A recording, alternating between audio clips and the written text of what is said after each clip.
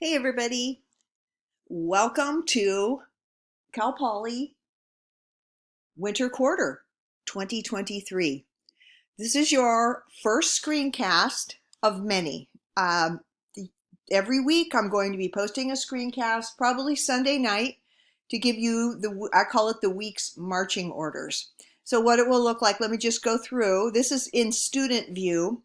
So you can see here that I have a lot of things for you to go through, kind of, here you'll see there's going to be a video greeting from me, welcoming you to the class.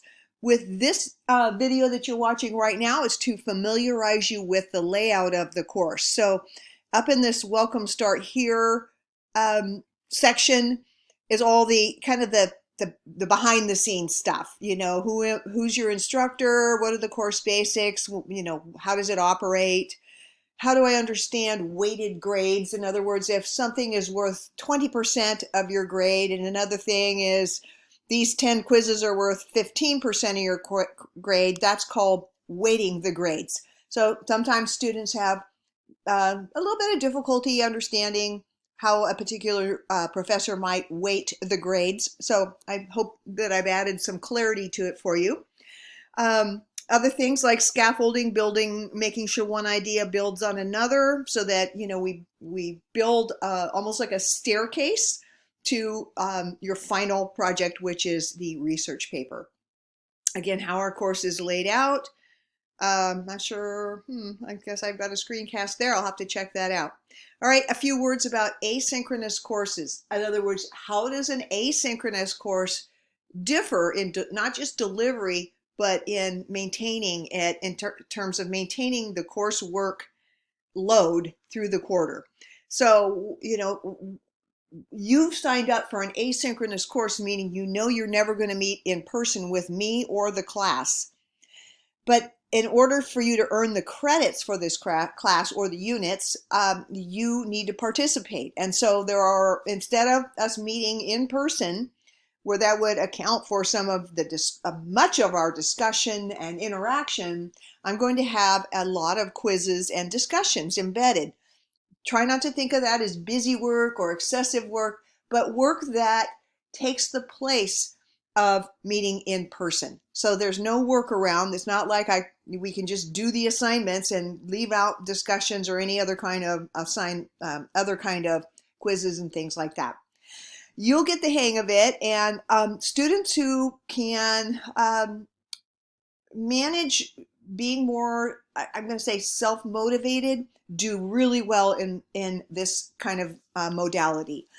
The students who take my course asynchronously and really kind of can live by the schedule and schedule their own kind of ambition, I guess you could say, are the ones who do well in this course. This isn't a course where I'm going to be reminding you, every day what's coming up. I often will send you an announcement to maybe just occasionally remind you, but I don't see you every day, so I'm not going to be reminding you every day. All right, the syllabus contains all of the information about the course itself, the requirements and time investment, how's attendance, participation, and late work managed, what about discussion guidelines and things like that. So that's all in the syllabus. So you can click these links and you'll be able to find out that information. Okay, and finally, this is all before we get to the course itself or the coursework. I want to make sure that you're familiar with the way to get to the Cal Poly Writing Center. The Writing Center is not just for English majors. It's not just for writing papers. As you can see down here, it's got math and stats help, ARC-E help, engineering help.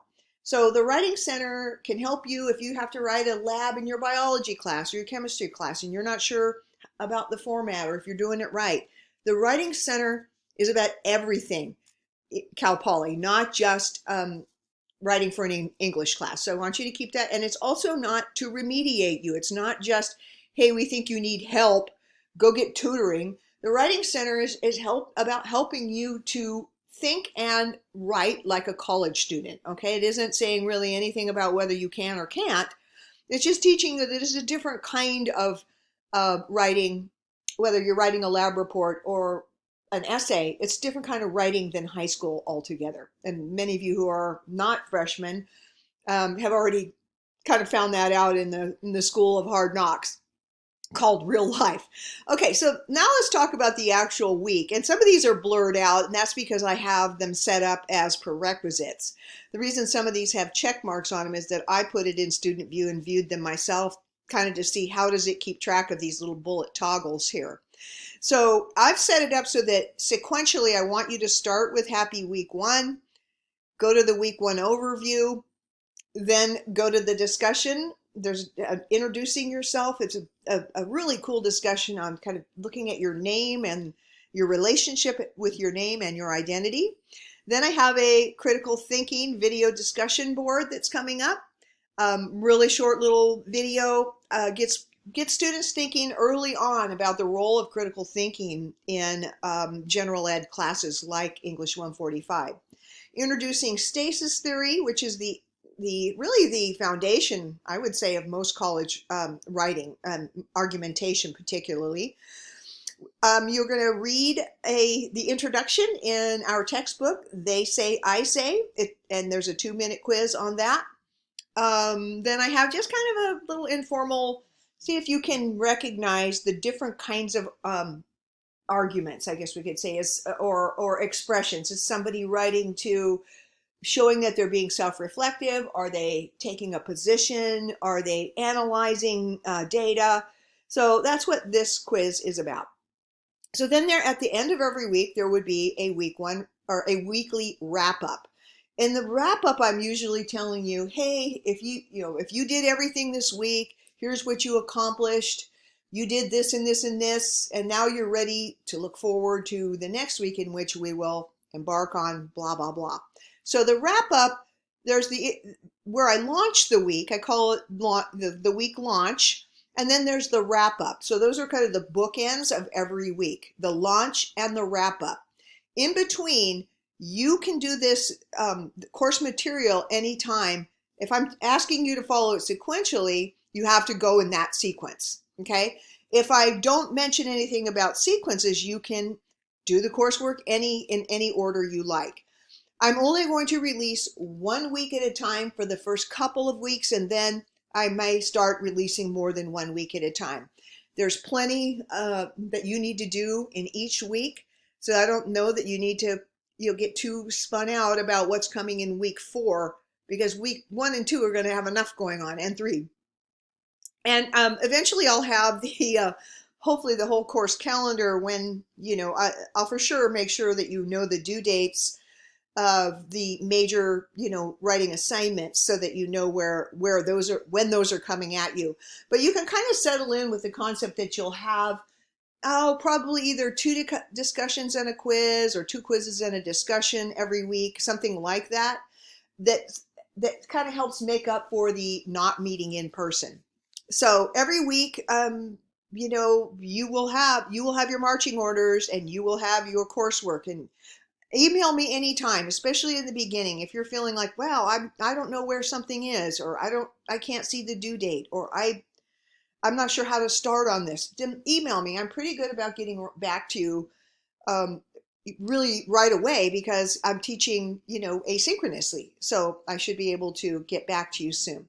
All right. Well, I hope you have a great quarter, and watch these videos every week. Please don't get to a point where you're like, oh, I'll just start on the coursework without listening to PK's screencast. I guarantee you that if you listen to my screencast, you're going to understand what's coming at you during each particular week, more than if you would just decide to gut it out on your own without listening to my screencast. All right, I'm looking forward to seeing you when you come to my office hours, and you got a lot to kind of get started on, and I hope